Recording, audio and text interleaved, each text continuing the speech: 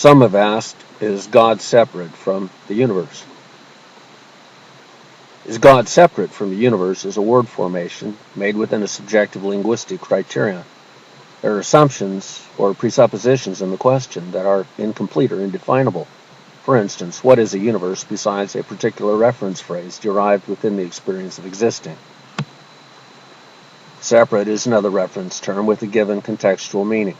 Do we separate from ourselves, separate from the undefined hypothetical border in time and space, separate or apart from the quark's scale size of mass or energy, separate in the past or the future, separate or elsewhere than a given concept reference frame of universing? Perhaps it is necessary to define what separate or apart from means in the case of the query of God and the universe. Do we mean separate in the sense that an automobile tire in a tire store is separate from any given car passing on the street in front of the shop? Are the boundaries that define separateness of a universe something that must be recognizable by God and mankind simultaneously? Could the boundaries be rectified, effaced, or surpassed, and would that comprise a post hoc answer to the question? We could wonder if God is subjective to any sort of boundary or border that humans might envision as effectively defining beginning or ends. Maybe they are singular. What could be defined as a universe, the universe, or any given or potential universe? One may wonder about the relative reference size scale of the universe.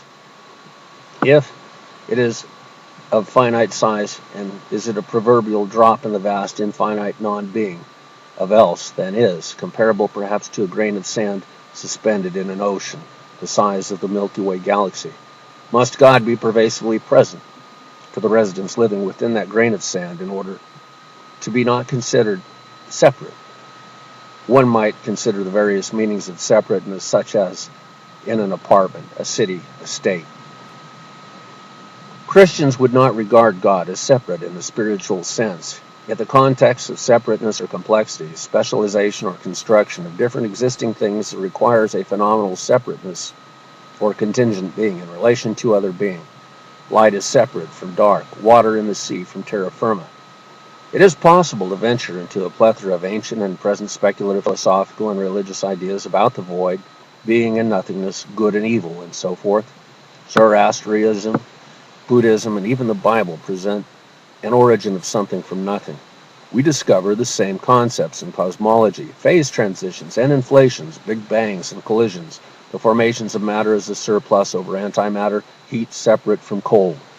There are process philosophies of change of the universe along a Taoist water course way, perhaps trickling water of life back to a more natural Brahmanist cycle of change and recurrence. Kalpas of 50 billion years are plausible, yet proximal too within the modern conception of a 13.7 billion year old universe moving toward a big rip or catastrophic transition of uncertain destiny. These comparative paradigms of appearance of mass energy and its change and destiny are intriguing, yet not ultimately the central concern for Christians and Jews. It is the transcending relationship to God that occurs in the world through faith, and of a saving grace to a future or a temporal end that is the fundamental human interest reaching beyond the temporal order.